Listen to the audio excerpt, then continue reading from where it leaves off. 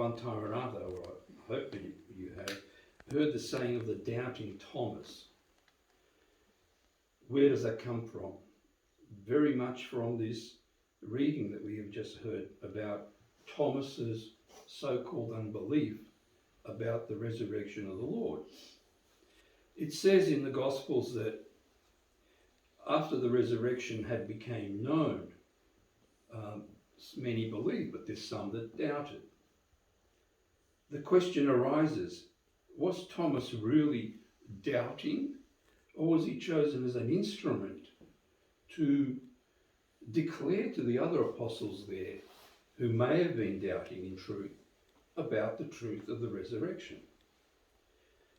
You know how that happens sometimes when a person is chosen to do a particular task in order to bring out the truth from others who are too afraid or too shy to say something. And maybe Thomas was used as that sort of instrument. He, when he was told about Christ and the resurrection, said that he won't believe until he actually touches the wounds and touches the Lord. And of course the Lord knew this and gave him that opportunity a week after, when he came to be with the other apostles during that time in the closed room, hidden away from the Jews and the others who were trying to disrupt the whole process of what was happening. Having done that, he declares, "My Lord and my God." In other words, he was fully convinced of who Christ was, that he was God and his Lord as well. And this he declared before the other apostles that were there. The other important thing about this reading is that Christ says to them, after he breathes on them, "Receive ye the Holy Spirit. If you forgive the sins of any, they are forgiven to them, and if you retain the sins of any, they are retained." Now, there is a whole body of Christians who are not in the Orthodox Church that think that that particular gift was given only to St. Peter some months before, because Christ asked the apostles who he was, and Peter answered saying that you are the Christ, the Son of the living God. And Christ said then, "Blessed are you, Peter, because not you have understood that, but my Father in heaven has opened that up to you."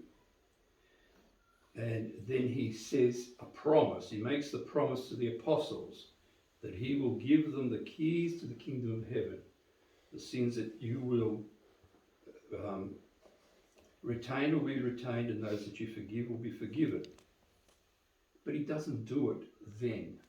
Nobody at that point received any of that grace. It was only a promise at that point. The grace was only given after the resurrection, and here we see for the first time Christ giving them the Holy Spirit and explaining to them that this is for you as the keys to the kingdom of heaven. In other words, that you are to preach and teach and serve and confess and release sins and retain sins and all those sorts of things.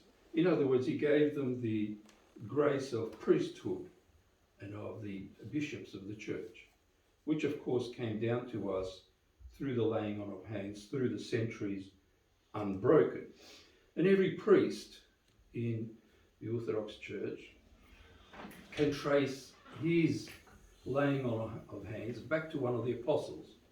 We believe that the one with ourselves here is from Apostle Philip. And so it is with all the others that have been ordained into the church, be they bishop or priest or deacon or anything of that type. This particular reference here, what it doesn't actually say clearly in here is that at this point, Apostle Peter had not yet been re-established into the apostleship. Because don't forget, he denied Christ thrice, 3 times. So if you deny, that means you no longer believe in that, and therefore you are cast out as no longer one of the disciples. It was only a week or so after this incident that the apostles were fishing on Lake Tiberias, and Christ appeared to them and helped them catch some fish that they were not able to do miraculously. That Christ took St. Peter to task and asked him, "Do you love me? Do you love me? Do you love me?" 3 times, so that St. Peter could confess that he indeed wanted to be back as one of the apostles. After that, once he was re-established and witnessed by the others, did he get the same grace as all these others had gotten at least a week before.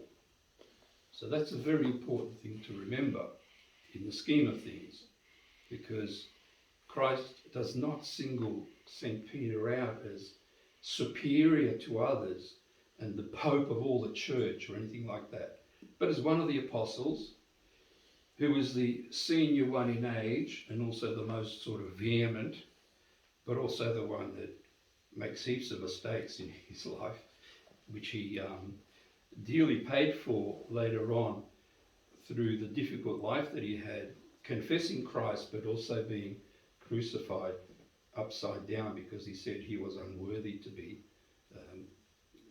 executed any other way. These are sort of things that we know because of the holy tradition of the church, from which the gospel arose, which does not give you all the details, but only sufficient for us to have faith in the scheme of things of the salvation that Christ has given us through his work. Next week we continue with these Paschal weeks, being the commemoration of the myrrh-bearing women. It's the Orthodox Women's Day next week, central thing, so you can gift something to your mothers and wives and all those sorts of things. God help us with this struggle, and may we indeed be able to preserve this resurrected grace that we received at Pascha and carry it through to the next year.